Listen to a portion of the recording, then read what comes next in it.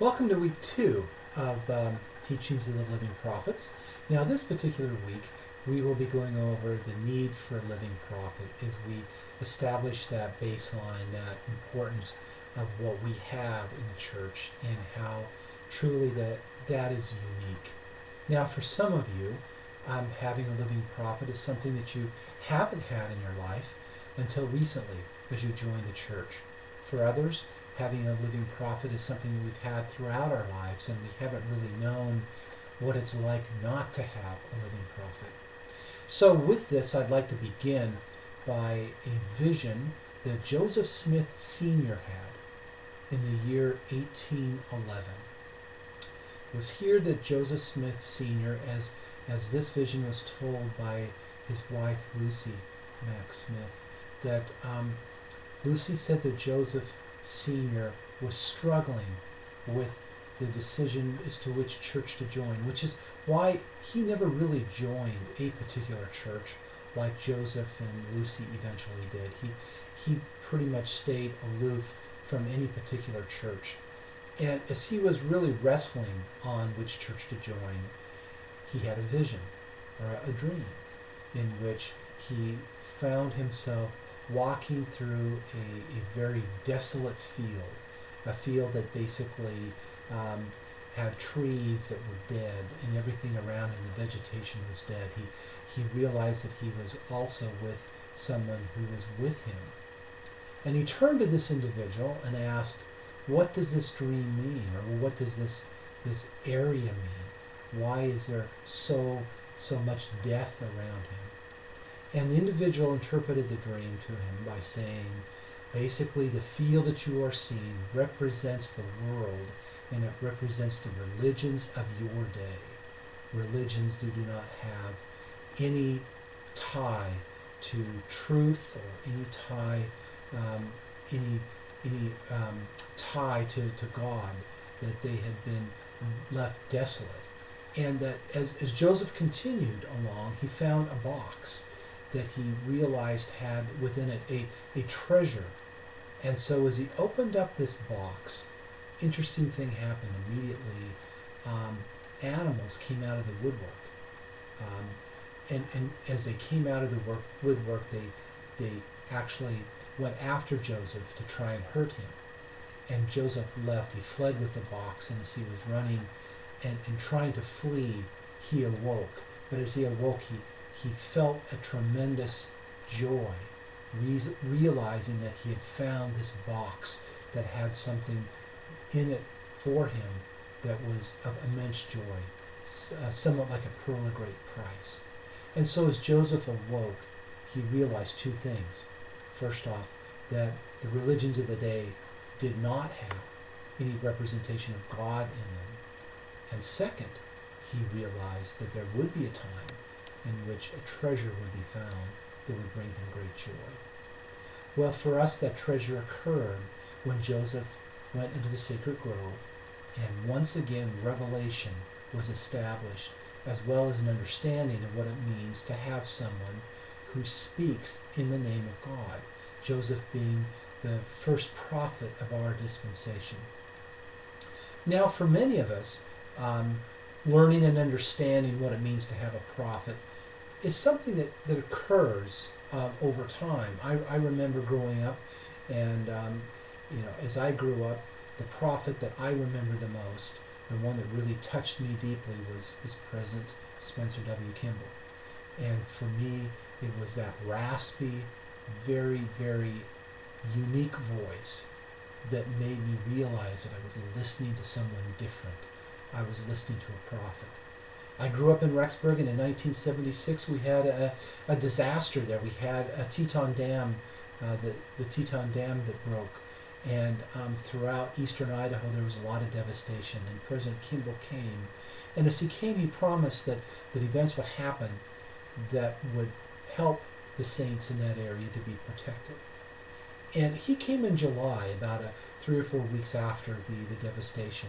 And it seemed like right after he left, a big snowstorm came into Rexburg. And for those of you who are from Rexburg, you might think that a snowstorm in Rexburg in July is probably not that uncommon because it's such a cold area, but it is very uncommon.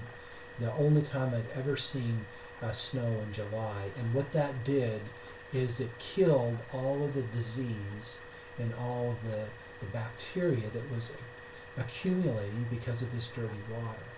And as I remember that, I thought to myself, this was a prophet that came, a prophet that announced that things would be okay because he knew that they would be. Now, from that, I was disappointed when President Kimball died, and I remember in my life as President Benson was called, and not quite sure if I was able to have that same feeling of President Benson as President Kimball, but when I had the opportunity to raise my hand in General Conference and to sustain him, I felt something very real happen to me. I realized that I was sustaining a living prophet, and what a blessing it is for us to have living prophets. When President Hinckley got older and was close to death, I remember one of the newscast individuals talking to President Packer and making a statement to him. How can a man that is so old know what's going on? And I love President Packer's response to that. It was basically this. President Hinckley not only knows what's going on, but he knows what's coming on. And that statement is a reminder to us that a prophet is not only a prophet, but a seer and a revelator. And so what a great blessing it is for us to have that. We certainly saw that happen many times in our lives. One time that jumps out to me is in 1995 when the church declared, if you remember in 1995, that's when the proclamation of the family was announced. And I remember reading that and thinking to myself, well, that's basic. Not sure why they spent all that time talking about something like this. Little did I know, as a bishop in the state of California, a couple of years later, no more than a couple of years later, I'd be going door to door in my neighborhood trying to uphold marriage between a man and a woman. And as I look back at that proclamation, what a profound example of what it means to have a living prophet. As we talked about this in High Council one time, I remember a member of our High Council saying, well, I remember in the 1950s when the church came out with a proclamation on the importance of staying away from drugs. And I thought to myself, why are they doing this in the late 1950s? Nobody was dealing with any drug problems. The brethren knew that the 1960s were coming around and the world would be changing. So as we listen to a living prophet today, we are listening to someone not only speak to us with the present needs of the church, but speaking to us about the future. General Conference is as much about prophecy as it is the present. And as we understand that, we gain a greater appreciation of what it means to have a prophet, a seer, and a revelator. Now, one of the experiences of the Savior that really touched me was when he went to the well and was able to talk to the Samaritan woman. And one of the things that he said that we all refer to from time to time is the concept of living water and what it means to have living water. And so as the Savior talked about him being living water, I reflect on another experience that I had as I was able to tour the conference center with my family. And at that point, the individual that took us on a tour took us upstairs, or up on the roof.